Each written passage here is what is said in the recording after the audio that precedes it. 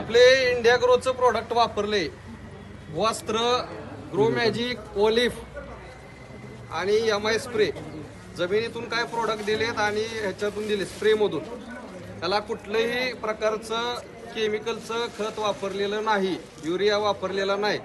पंढरपूर तालुक्यात कालच हा रिझल्ट घेतलेला आपण.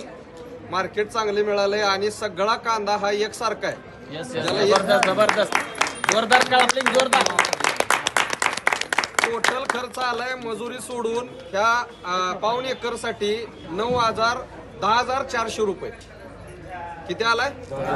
पूर्ण कांदा जाईपर्यंत 3.25 महिन्यात 10,400 तून टोटल उत्पन्न आलेलं आहे 1,80,000 रुपये.